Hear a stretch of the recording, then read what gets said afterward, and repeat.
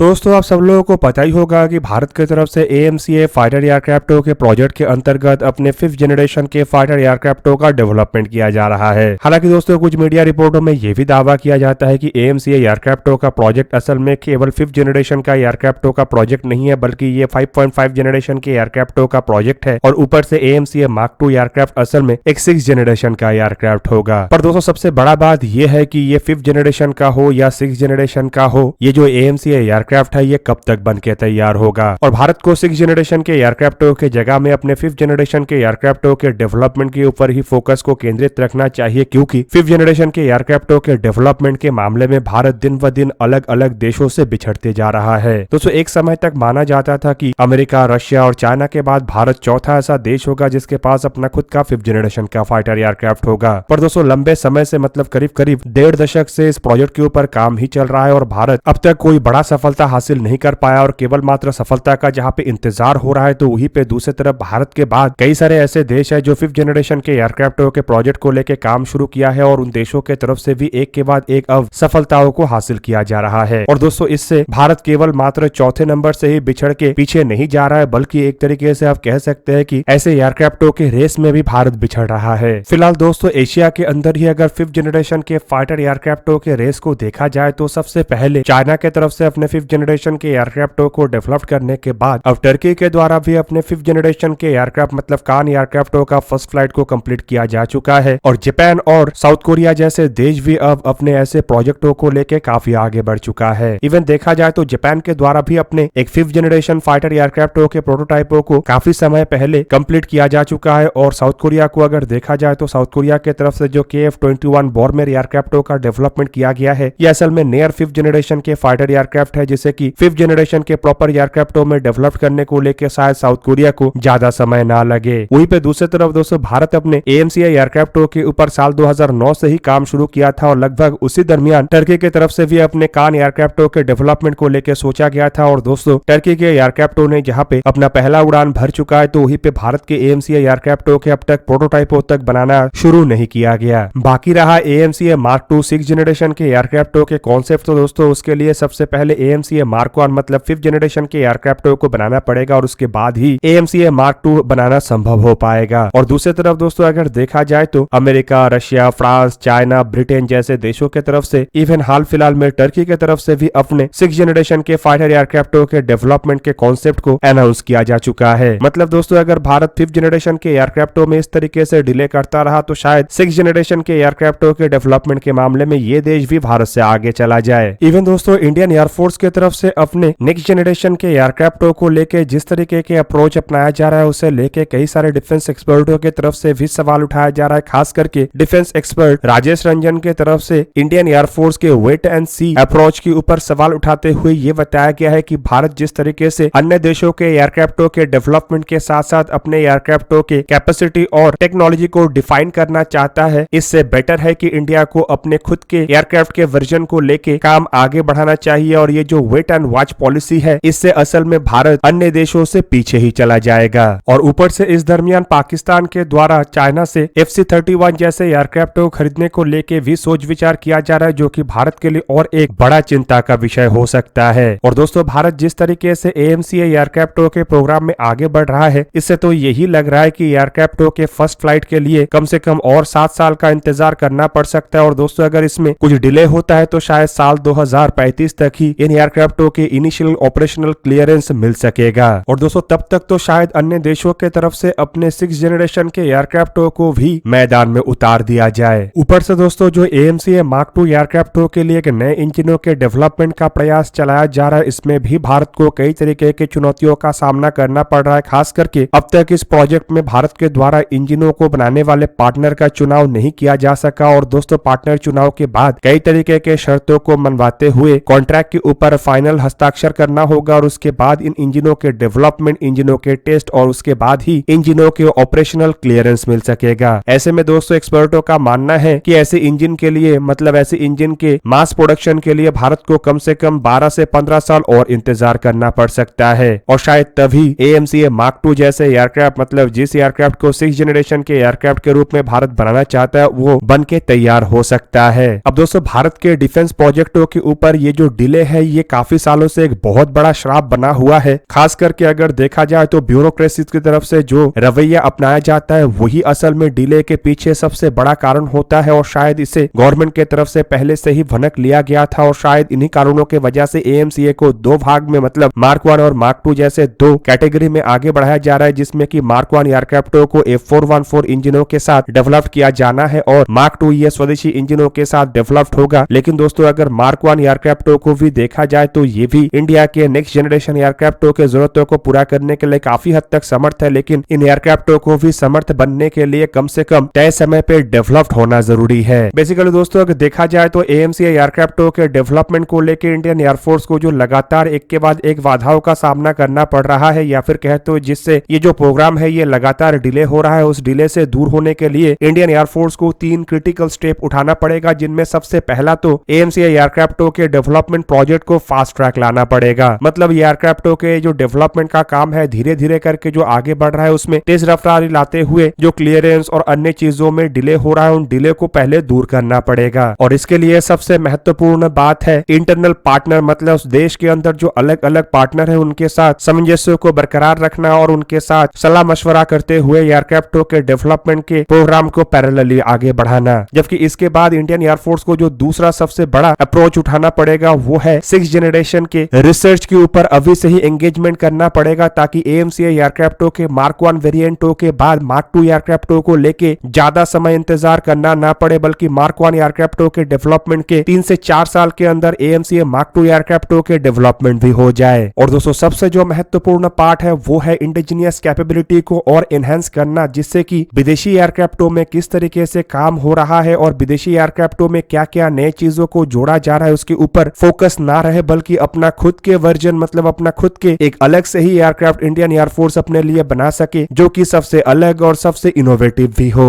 अब फिलहाल दोस्तों ये जो AMCA एयरक्राफ्ट का प्रोजेक्ट है ये इंडियन एयरफोर्स के लिए इसीलिए भी और क्रिटिकल हो चुका है क्योंकि अलग अलग देशों के तरफ से भी अपने 5th जनरेशन के एयरक्राफ्ट को बनाया जा रहा है, तो वहीं पे पाकिस्तान भी 5th जनरेशन के एयरक्राफ्ट को हासिल करने को लेकर लगातार प्रयास कर रहा है। हाल ही में ही पाकिस्तान के एयरफोर्स के चीफ मतलब air chief marshal Zaheer Ahmed Babar के तरफ से अपने एक भाषण में बताया गया था कि पाकिस्तान चाइना से FC-31 मतलब J-31 एयरक्राफ्ट को प्रोक्योर करेगा। और रिपोर्ट में यह भी दावा किया जा रहा है कि टर्की की तरफ से भी अपने कान एयरक्राफ्ट के प्रोजेक्ट में पाकिस्तान को जोड़ने को लेकर इन्विटेशन दिया गया है और टर्की चाहता है कि पाकिस्तान F-16 एयरक्राफ्ट के रिप्लेसमेंट के रूप में कान एयरक्राफ्ट को अपने बेड़े के लिए खरीदे। मतलब पाकिस्तान के सामने ऑलरेडी 2 5th जनरेशन के एयरक्राफ्ट का ऑफर है, जिनमें FC-31 एयरक्राफ्ट जो कि साल 2012 में अपना पहला उड़ान भरा था, तो वहीं पे कान एयरक्राफ्ट हाल ही में ही अपना पहला उड़ान भरने का दावा कर रहा है। ऊपर से दोस्तों दूसरी तरफ अगर देखा जाए तो चाइना के द्वारा भी बड़े मात्रा में मतलब बताया जा रहा है कि कम से कम 400 के संख्या में J-20 एयरक्राफ्ट को निर्माण किया जा चुका है और चाइना इस दशक के अंत से पहले कम से कम 1000 के संख्या में J-20 एयरक्राफ्ट को अपने बेड़े के लिए चाहता है। और ऐसे में दोस्तों इन एयरक्राफ्ट को काउंटर करने के लिए भारत को भी अपने 5th जनरेशन के फाइटर एयरक्राफ्ट का आवश्यकता है और भारत के पास टोटल 2 ऑप्शन है, जिनमें सबसे पहला ऑप्शन तो इंडिजिनियस एयरक्राफ्ट का मतलब AMCA एयरक्राफ्ट के डेवलपमेंट को फास्ट ट्रैक करना, ताकि जिन एयरक्राफ्ट को लेके बताया जा रहा है कि साल 2035 या उसके बाद ये एयरक्राफ्ट इंडियन एयरफोर्स के बेड़े में शामिल होगा, वो जल्द से जल्द इंडियन एयरफोर्स के बेड़े में शामिल हो सके या फिर एटलीस्ट उन एयरक्राफ्ट के प्रोजेक्ट में और डिले ना हो। जबकि दूसरा ऑप्शन है विदेशों से 5th जनरेशन के फाइटर एयरक्राफ्ट को कुछ मिनिमम संख्या में खरीदना, ताकि ये जो 5th जनरेशन के एयरक्राफ्ट के गैप है उसे पूरा किया जा सके। अब दोस्तों आप लोगों को बता दूं कि अगर भारत के द्वारा 5th जनरेशन के फाइटर एयरक्राफ्ट को खरीदा जाता है तो भारत के सामने फिलहाल 2 ऑप्शन है, जिनमें एक ऑप्शन है रशिया के सुखोई Su-57 फाइटर एयरक्राफ्ट के एक्सपोर्ट वर्जन, जबकि दूसरा ऑप्शन है F-35 फाइटर एयरक्राफ्ट। हालांकि दोनों ही एयरक्राफ्ट भारत के लिए काफी कॉस्टली ऑप्शन हो सकता है, जिसमें अगर भारत के द्वारा सुखोई Su-57 फाइटर एयरक्राफ्ट को खरीदा जाता है तो यहाँ पे transfer of technology make in India initiative का संभावनाएं तो है, लेकिन अगर ये होता है तो AMCA एयरक्राफ्ट के डेवलपमेंट के प्रोसेस के ऊपर और अधिक असर पड़ेगा, जबकि F-35 में ट्रांसफर ऑफ टेक्नोलॉजी और मेक इन इंडिया इनिशिएटिव का संभावनाएं नहीं है, पर इन एयरक्राफ्ट को काफी कॉस्टली एयरक्राफ्ट माना जाता है। लेकिन दूसरी तरफ अगर देखा जाए तो F-35 एक ऐसा एयरक्राफ्ट है जिससे चाइना सबसे अधिक डरता है और ऐसे में भारत के लिए अगर कोई एयरक्राफ्ट को खरीदने का संभावनाएं बनता है तो F-35 सबसे बेस्ट ऑप्शन होगा। दोस्तों आप लोगों को क्या लगता है कि भारत को अपने 5th जनरेशन के एयरक्राफ्ट के डेवलपमेंट के ऊपर अधिक फोकस केंद्रित करना चाहिए या फिर इसके साथ साथ 6th जनरेशन के एयरक्राफ्ट के डेवलपमेंट के भी स्कोप को खुला रखना चाहिए? कमेंट करके अपनी राय अवश्य अवश्य दीजिए। दोस्तों आज के इस वीडियो को यहीं पे ही करते समाप्त, किसी और एक दिन किसी और एक वीडियो में मिलेंगे, तब तक के लिए जय हिंद, वंदे मातरम।